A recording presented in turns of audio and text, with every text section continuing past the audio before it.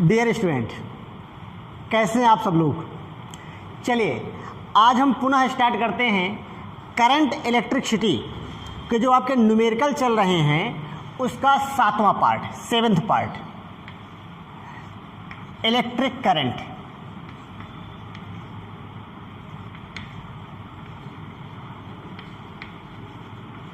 Electric current और ये part कौन सा है? Part 7th। अब आज हमको पढ़ना है 47 से, तो ये रहा आपका क्वेश्चन नंबर 47। ओके, आइए देखते हैं क्वेश्चन क्या कह रहा है कि एक वैद्युत बल्ब पर 100 वाट और 220 वोल्ट लिखा है। तो आपके पास में एक बल्ब है, ये एक बल्ब है। इस बल्ब पर कितना लिखा हुआ है? 100 वाट। इस पर लिखा है P इक्वल टू लिखा है 100 वाट और इस पर लिखा है 220 वोल्ट। ये इस पे लिखा है 220 वोल्ट। ओके, और आपसे कह रहा है कि इसके तंतु का प्रतिरोध क्रियाशील अवस्था में ज्ञात करिए। तो इसका ये जो तंतु है इसका हमें प्रतिरोध ज्ञात करना है। तो आइए ज़रा ध्यान दीजिए, यानी कि आपको मालूम है कि यहाँ पर R इज इक्वल टू क्या हो जाएगा? V²/P। बोलिए हो जाएगा। चलिए अब यहाँ पर आपको मालूम है V की वैल्यू कितनी है? 220। तो 220 गुणे 220 और अपान कितना हो जाएगा? ये 100। 0 से 0 कैंसिल आउट, 0 से 0 कैंसिल आउट। तो ये जो R की वैल्यू आ जाएगी वो कितना आ जाएगा? 484 ओम। ओके, इतना हो जाएगा। अब इसके बाद क्या कह रहा है? इसके बाद कह रहा है यदि तंतु की लंबाई 0.1 मीटर हो, यदि इस तंतु की लंबाई L is equal to 0.1 metre हो, तो आपसे कह रहा है कि यदि इसकी त्रिज्या 2.5 गुणे 10⁻⁻5 मीटर हो, इसकी जो रेडियस है, ये रेडियस, इसकी radius R is equal to 2.5 into 10⁻⁻5 metre हो। ओके, तो आपसे ये कह रहा है कि इसका विशिष्ट प्रतिरोध ज्ञात कीजिए। तो हमें निकालना है इसका विशिष्ट प्रतिरोध। तो आइए जरा ध्यान दीजिए, विशिष्ट प्रतिरोध का जो फार्मूला होता है वो क्या होता है? क्योंकि आपको मालूम है R इज इक्वल टू होता है रो इंटू L/A। ओके, अब आप इसका इससे क्रॉस मल्टीप्लिकेशन करा लीजिए। तो रो इज इक्वल टू कितना हो जाएगा? ये हो जाएगा R इंटू A/L। अब आप सभी वैल्यू उठा के रख दीजिए। तो रो R की वैल्यू कितनी निकाल ली आपने? ये 484 गुणे। इसके बाद A की वैल्यू कितनी हो जाएगी? A की वैल्यू यानी कि इसका area, cross sectional area, πr²। तो पाई की वैल्यू 3.14 और यहाँ पर ये जो एरिया है, ठीक है, तो r², R इसकी ये हो जाएगा। तो आप इसको क्या लिख सकते हैं? इससे आप लिख सकते हैं, इसका जब स्क्वायर करेंगे तो इंटू कितना आएगा? 6.25 इंटू 10⁻⁻10 इतना हो जाएगा। अब L की वैल्यू कितनी दी गई है? L की वैल्यू आपको दी गई 0.1 मीटर। तो L की वैल्यू दी गई है आपको 0.1 मीटर, इतना दिया गया है। जब आप इस पूरे चीज़ को कैलकुलेट करेंगे तो कैलकुलेशन के बाद क्या आएगा? 9.5 into 10⁻⁻6 ohm metre. This prove that. प्यारे विद्यार्थियों, पिछला जो क्वेश्चन था वो 46 नंबर का था। अब आपका ये क्वेश्चन है 47 नंबर का। ओके, आपसे क्या कह रहा है? आपसे कह रहा है कि एक बल्ब है, ठीक, और उस बल्ब का जो पावर है यानी कि शक्ति है, उस बल्ब की जो शक्ति है वो कितनी है? 200 वाट। ओके, और ये बल्ब 240 वोल्ट से चलने के लिए बनाया जाता है। ओके, तो आपको ये बताना है कि इसकी क्रियाशील अवस्था में इसका प्रतिरोध कितना होगा, इसके प्रज्वलित अवस्था में इसका प्रतिरोध कितना होगा। तो प्रज्वलित अवस्था में प्रतिरोध बराबर हो जाएगा कितना? V²/R। ओके, अब अगर ध्यान से देखें तो V की वैल्यू हमको दिया गया है, तो 240 गुणे कितना हो जाएगा 240 अपान आर की वैल्यू कितनी है 200। 0 से 0 कैंसिल, 0 से 0 कैंसिल, 12 दूनी 24, तो ये हो जाएगा आपका 288 ओम, इतना हो जाएगा। ये प्रज्वलित अवस्था में हमको क्या मिल गया, इस तंतु का रेजिस्टेंस। अब आपसे ये कह रहा है कि यदि 0 डिग्री सेंटीग्रेड पर, कितने पर, अगर 0 डिग्री टेम्परेचर अगर 0 डिग्री सेंटीग्रेड है तो 0 डिग्री सेंटीग्रेड पर यह प्रतिरोध है, ये 288 ओम का जो प्रतिरोध है, यह प्रतिरोध है 10 गुना कम है। 0 डिग्री सेंटीग्रेड पर यह प्रतिरोध, ठीक है, 10 गुना अधिक है। अब R0 की वैल्यू आप निकाल लीजिए। R0 पर कितना हो जाएगा 288 बटे कितना हो जाएगा 10 ओम। ये किस कंडीशन पर है, R0 की वैल्यू है। अब आपसे ये कह रहा है कि आप इसका क्या निकालिए। अब आप इसका निकाल लीजिए,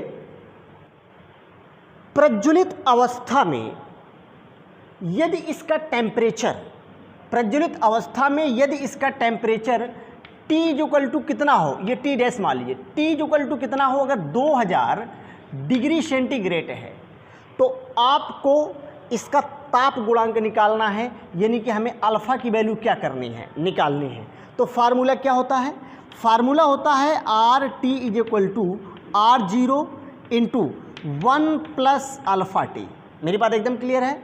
आइए, अब RT की वैल्यू हमको दिया गया है, कितना है, निकाल चुके हैं 288 बराबर R0 की वैल्यू कितनी है 288 बटे 10। ओके, अब 1 प्लस अल्फा की वैल्यू हमको निकालना है, T की वैल्यू हमको दिया गया कितना है 2000 डिग्री सेंटीग्रेड। क्लियर है।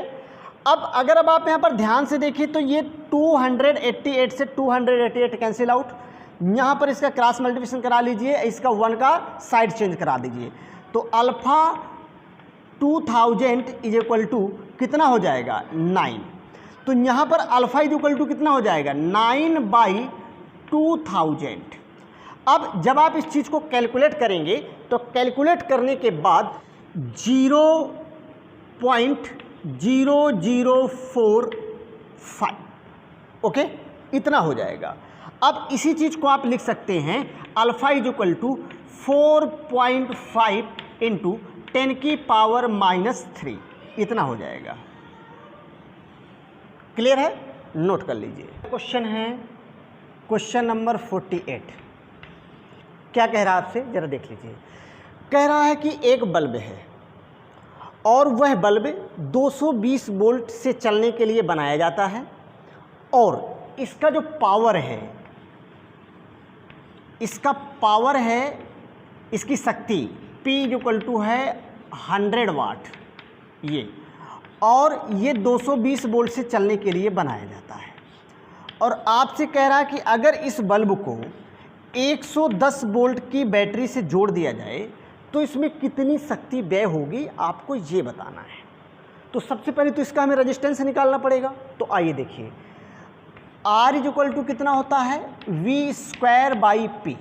ओके, अब अगर ध्यान से देखें तो V की वैल्यू कितनी है हमारे पास में 220, तो 220 गुणे 220 और अपान P की वैल्यू कितनी है 100 है, तो कितना हो जाएगा 484 ओम।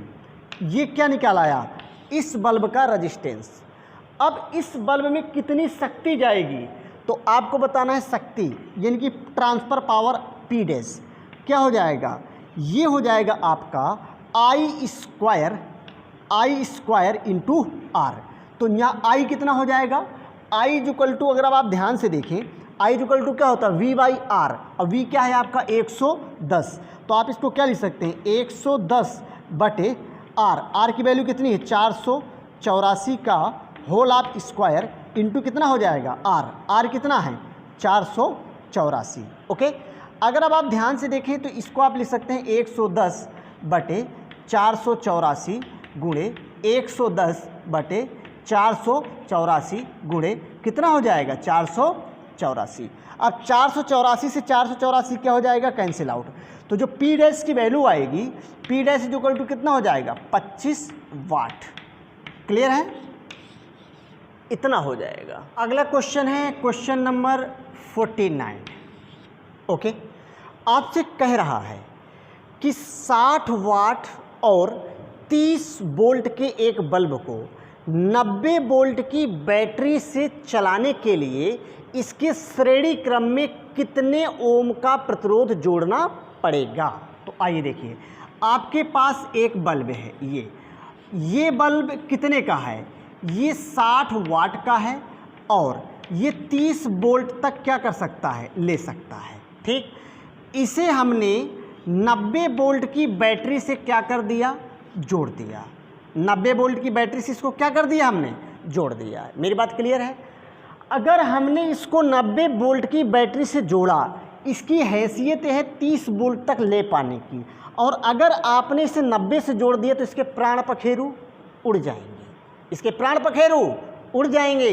तो आपको इसको जलने से बचाना है, इसलिए इसके सीरीज में आप एक रेजिस्टेंस लगा देंगे। अब अगर 30 यहाँ है, टोटल 90 है, तो यहाँ पर कितना हो जाएगा, 60 वोल्ट। कितना हो जाएगा, 60 वोल्ट। अब आप एक काम करिए, यहाँ का रेजिस्टेंस निकाल लीजिए। तो यहाँ का रेजिस्टेंस कितना हो जाएगा, R dash is equal to कितना हो जाएगा, V स्क्वायर अपान P। तो V का मान कितना है आपका 30, तो ये हो जाएगा 30 गुणे 30 बटे कितना हो जाएगा 60। 0 से 0 कैंसिल, 3 दूनी 6, यानी कि R डैश की वैल्यू कितनी आ गई, 15 ओम। यानी कि जो बल्ब का रजिस्टेंस है वो कितना है, 15 ओम। अब एक बात है, जितना करंट इस बल्ब में जाएगा ठीक उतना करंट इस रजिस्टेंस में जाएगा, क्योंकि ये सीरीज में है। तो बल्ब से गुजरने वाला करंट बता दीजिए, तो जो करंट इसमें जाएगा ठीक वही करंट इसमें जाएगा। तो करंट, अब आप यहाँ पर I का मान निकाल सकते हैं। I इक्वल टू क्या हो जाएगा, V बाई R। अगर ध्यान से देखें तो V की वैल्यू कितनी है बल्ब में, 30, R की वैल्यू कितनी निकाल ली बल्ब के, 15। तो कितना हो जाएगा, 2 एम्पियर। तो यानी कि जो बहने वाला करंट है वो कितना है, 2 एम्पियर का है। अब जो करंट इसमें जाएगा वही करंट इसमें जाएगा। R पर वोल्टेज मालूम है, R पर करंट मालूम है, तो आप क्या निकाल सकते हैं, रजिस्टेंस निकाल सकते हैं। तब रजिस्टेंस R की वैल्यू कितनी हो जाएगी, R इक्वल टू हो जाएगा V बाई I। तो V का मान कितना है, 60 है, I का मान कितना है, 2, बराबर कितना हो जाएगा, 30 ओम। आपसे यही तो पूछ रहा है कि कितने ओम का रजिस्टेंस इसके सीरीज में जोड़ा जाए। तो कितने का, 30 ओम का प्रतिरोध सीरीज में लगा दें। नोट कर लीजिए। अगला क्वेश्चन है क्वेश्चन नंबर 50वां। ये क्या बोल रहा है, जरा ध्यान दीजिए। चलिए, तो आपसे ये क्वेश्चन क्या कह रहा है, आपसे कह रहा है कि 2 बल्ब हैं और ये दोनों बल्ब 220 वोल्ट और 220 वोल्ट पर चलने के लिए बनाए जाते हैं, तथा दोनों की जो पावर हैं वो 500 वाट के हैं। यानी कि 500 वाट के 2 बल्ब जो 220 वोल्ट पर चलने के लिए बनाए जाते हैं, और इन दोनों को सीरीज में जोड़ दिया जाता है। इन दोनों को सीरीज में जोड़ दिया जाता है, 500 वाट और 500 वाट। क्लियर है।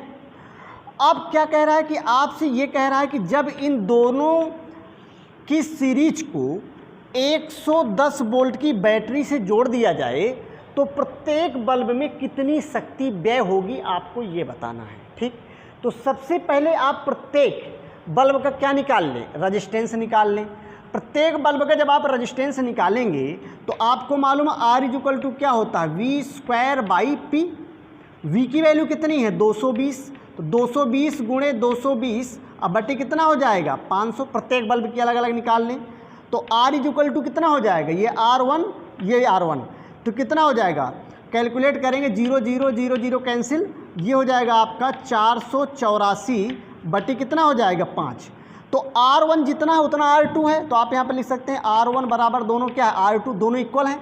चलिए, अब जब दोनों रजिस्टेंस सेम हैं तो हमने इसको वोल्टेज दिया है 110 का, तो दोनों की जब वोल्टेज सेम है तो दोनों में वोल्टेज, दोनों की जब रजिस्टेंस सेम है तो जाहिर सी बात है कि दोनों की वोल्टेज भी इक्वल डिवाइड होंगे। तो 55 वोल्ट ये पा जाएगा, 55 वोल्ट आपका ये पा जाएगा, ये 55। ओके।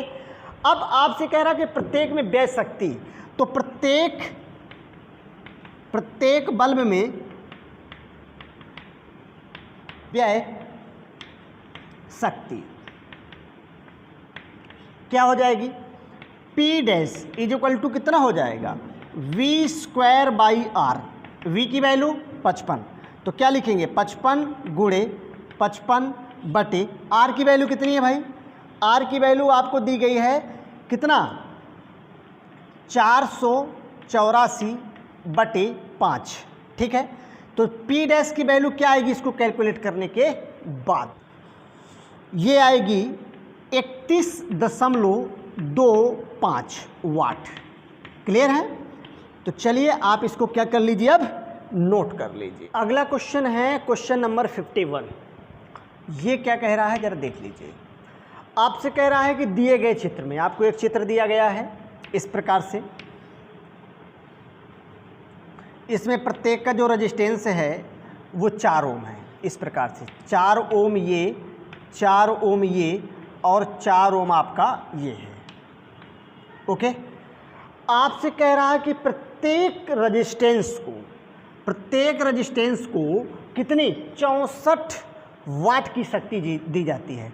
प्रत्येक रेजिस्टेंस को 64 वाट की शक्ति दी जाती है। ओके, तो आपसे ये कह रहा है कि इस पूरे परिपथ द्वारा अधिकतम कितनी शक्ति ली जा सकती है। ओके, तो चलिए आइए देखते हैं।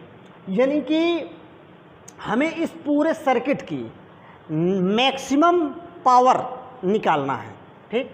तो आइए देख लीजिए।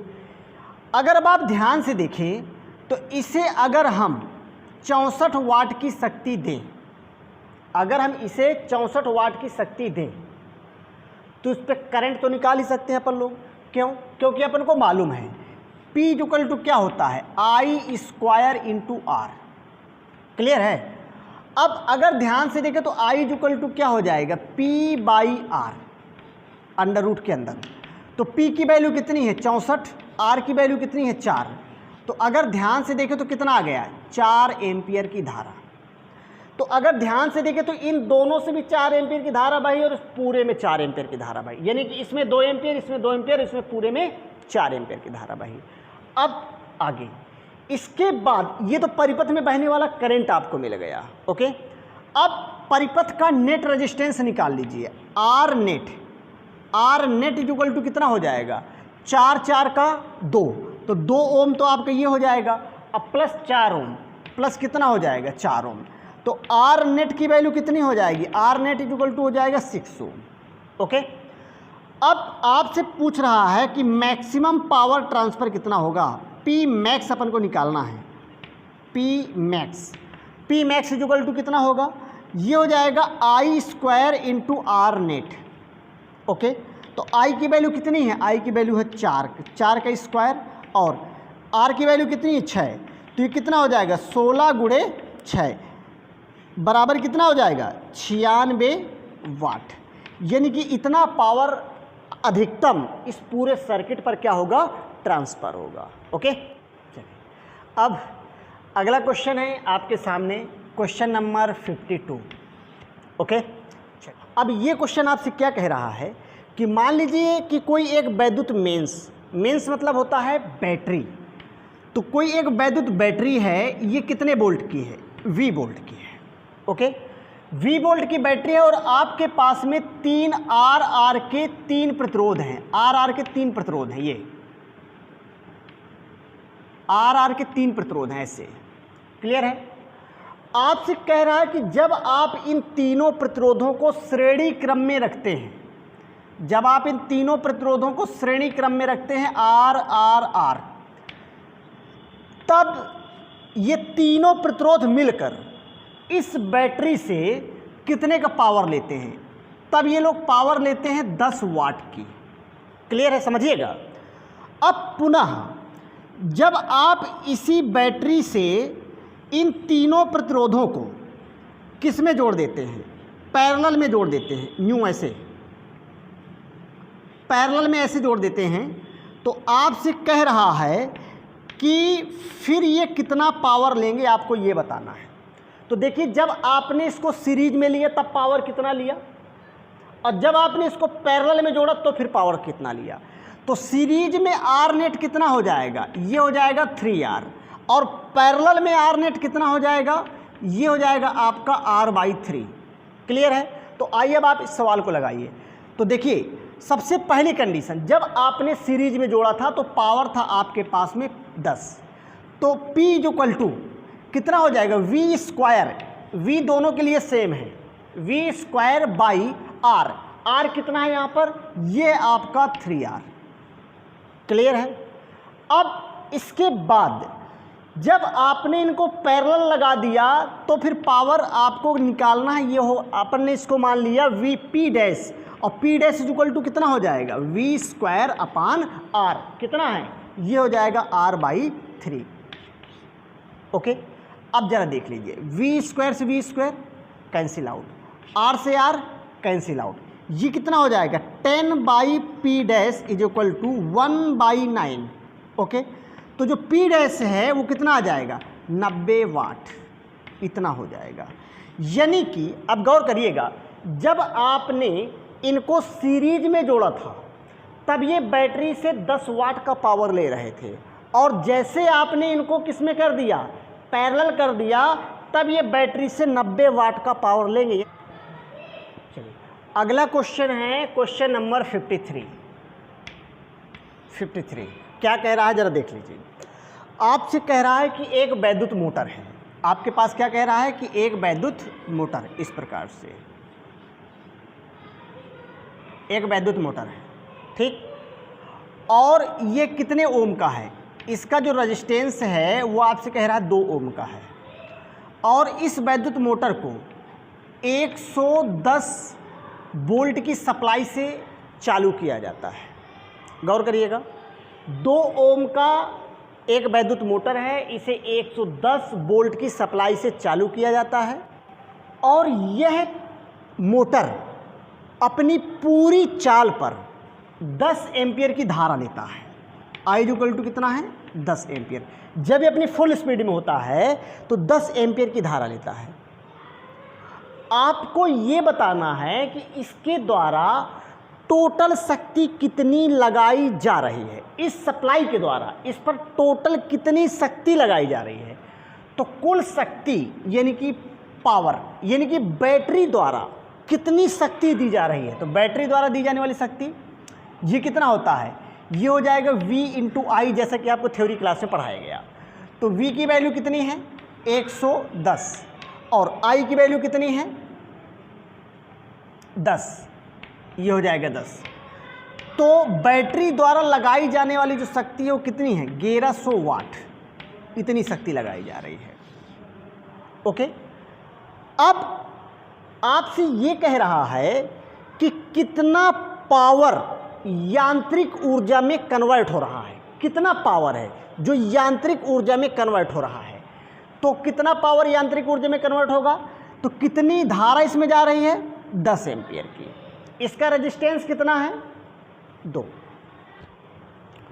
तो कितनी शक्ति यांत्रिक ऊर्जा में कन्वर्ट हो रही है, तो यांत्रिक ऊर्जा में कन्वर्ट होने वाली शक्ति को हमने कह दिया P'। ये कितना हो जाएगा, I² × R। ओके। अब I की वैल्यू कितनी है 10, 10 का स्क्वायर, R की वैल्यू कितनी है 2, = कितना हो जाएगा, ये 100 × 2 = हो जाएगा 200 वाट। ये बैटरी द्वारा दी जाने वाली टोटल शक्ति और यांत्रिक ऊर्जा में कन्वर्ट होने वाली शक्ति इतनी है। तो आपको ये बताना है कितनी ऊर्जा की हानि हुई। तो आप क्या बताएंगे, ऊर्जा की हानि। तो ऊर्जा की हानि आपकी हो जाएगी, यानी कि टोटल शक्ति माइनस यांत्रिक ऊर्जा में कन्वर्ट शक्ति अपान टोटल शक्ति इंटू 100%। क्लियर है। अब अगर ध्यान से देखो तो कितना आ जाएगा, 900 बाई कितना हो जाएगा 1100 इंटू 100%। 0 से 0 कैंसिल, 0 से 0 कैंसिल, ये आपका कितना आ जाए 82%। क्लियर है।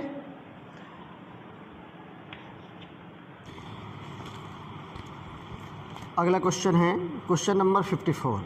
क्या कह रहा है कि 10 वाट और 20 वोल्ट की एक छोटी वैद्युत मोटर। तो आपके पास में एक छोटी वैद्युत मोटर है, एक छोटी वैद्युत मोटर है और आपसे कह रहा है कि ये 10 वाट की है। कितने की है?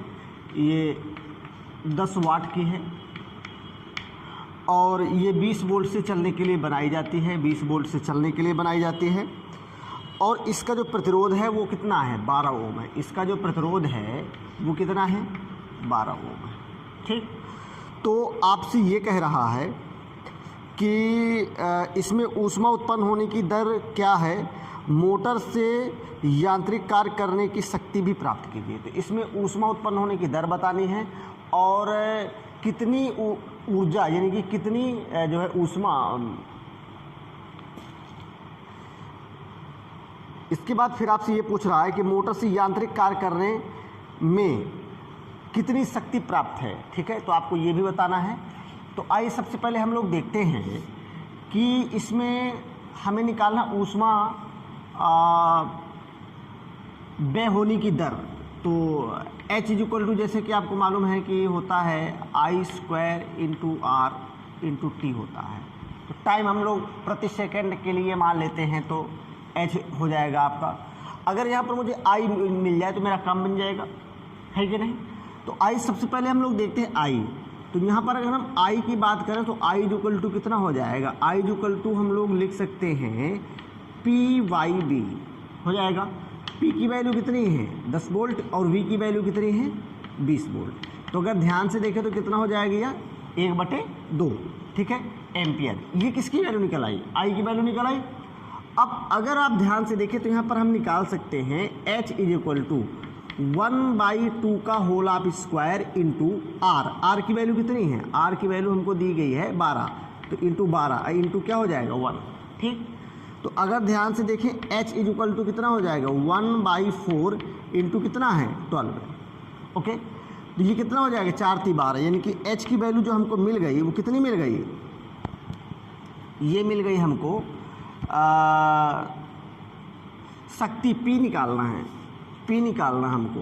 ये कितनी ऊष्मा की दर व्यय होगी, कितनी ऊष्मा की दर व्यय होगी ये बताना है। तो ये P हो जाएगा, P' इसको मान लेते हैं। तो P' कितना हो जाएगा? ये हो जाएगा 3 वाट। 3 वाट। ओके, टोटल पावर कितना है आपके पास में? ये तो नष्ट हो जाता है, ये व्यय हो जाती है। अब टोटल पावर हमारे पास में यहाँ पर 10 वाट है। तो आपसे ये कह रहा है कि कितनी ऊष्मा हमारे उपयोग में आएगी, यानी कि कितना पावर हमारे उपयोग में आएगा। तो उपयोग में आने वाला पावर, उपयोग में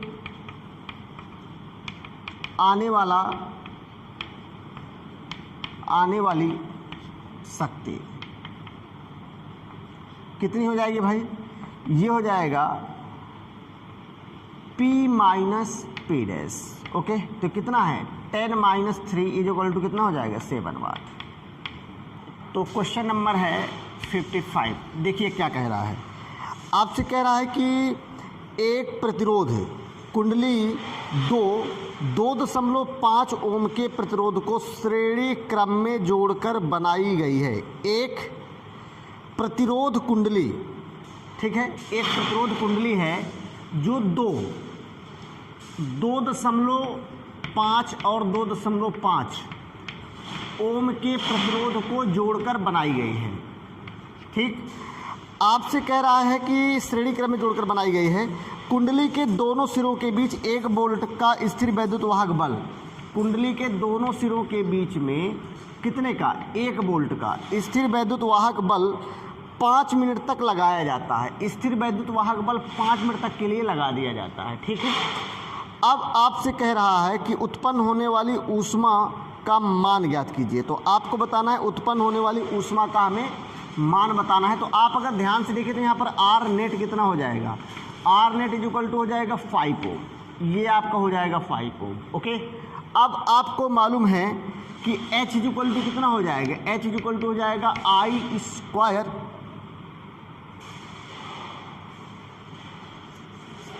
अब H = कितना हो जाएगा?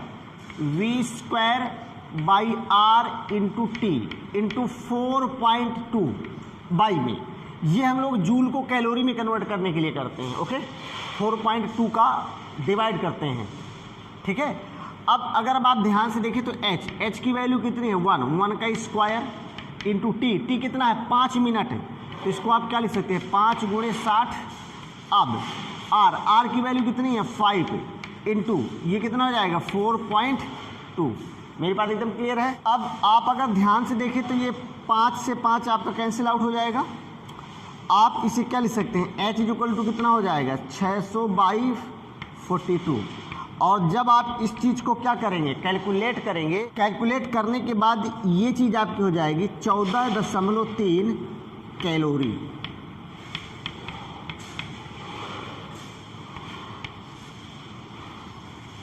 क्लियर?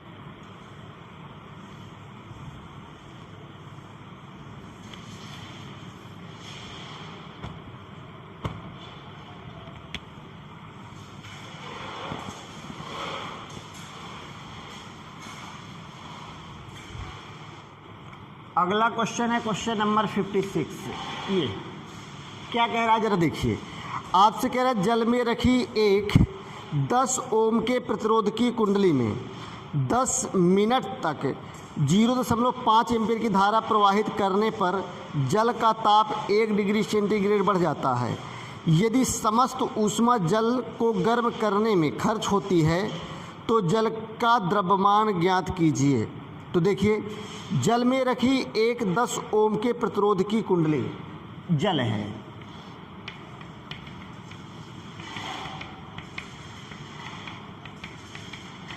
जल है। इस जल में कोई एक 10 ओम के प्रतिरोध की क्या रखी है, एक कुंडली रखी है, ये 10 ओम की, 10 ओम के प्रतिरोध की एक कुंडली रखी है और कुंडली में 10 मिनट तक 5 एम्पीयर की धारा प्रवाहित की जाती है। इसमें 5 एम्पीयर की धारा 10 मिनट तक प्रवाहित की जाती है। ये 5 एम्पीयर की धारा 10 मिनट तक क्या की जाती है, प्रवाहित की जाती है। तो आपसे पूछ रहा है कि धारा प्रवाहित करने पर जल का ताप 1 डिग्री सेंटीग्रेड बढ़ जाता है। तो जैसे धारा हम लोग प्रवाहित करते हैं तो इसका टेम्परेचर, ठीक है, जो डेल्टा टी है वो कितना बढ़ जाता है 1 डिग्री सेंटीग्रेड बढ़ जाता है। ये अब आपसे ये कह रहा है कि यदि समस्त ऊष्मा जल को गर्म करने में खर्च होती है तो जल का द्रव्यमान ज्ञात कीजिए। तो हमें क्या बताना है यहाँ पर, जल का द्रव्यमान बताना है। जल में डूबी कुंडली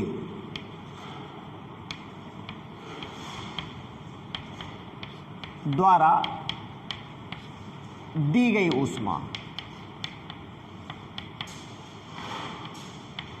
बराबर क्या हो जाएगा, जल द्वारा ली गई ऊष्मा,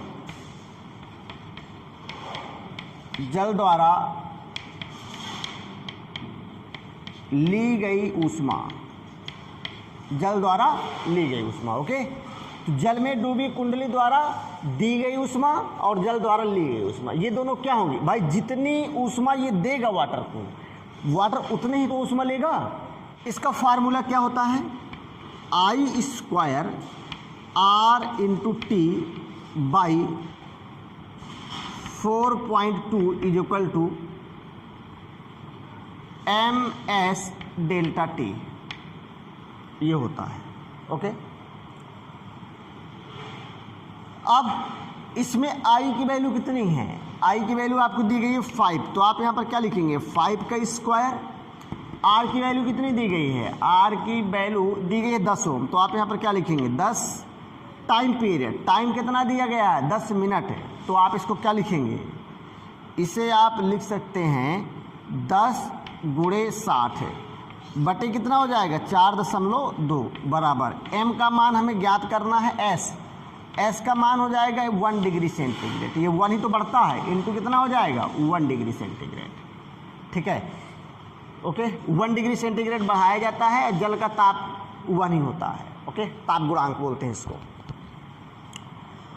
अब आप यहाँ पर ध्यान से देखें तो m इक्वल टू कितना हो जाएगा, ये हो जाएगा 25 इंटू 100, ठीक है, इंटू ये 60 बाई कितना हो जाएगा 4.2, इतना हो जाएगा। जब आप इसको कैलकुलेट करेंगे पूरी चीज़ को, एक बात और, यहाँ पर जो करंट की वैल्यू है, करंट की वैल्यू 5 एम्पियर नहीं है, ये 0.5 एम्पियर है। तो यहाँ पर आप इसको रखिए 0.5 एम्पियर ये, ठीक है, तो ये कितना हो जाएगा 0.005 हो जाएगा। ठीक, अब आप इसको कैलकुलेट करिए कितना होगा, लगभग 2500/7, या इसी चीज़ को हम लिख सकते हैं m इक्वल 357.14 ग्राम, इतना हो जाएगा। ओके, तो यहाँ पर जो वाटर है, वाटर का मास इतना होगा। क्लियर है? चलिए।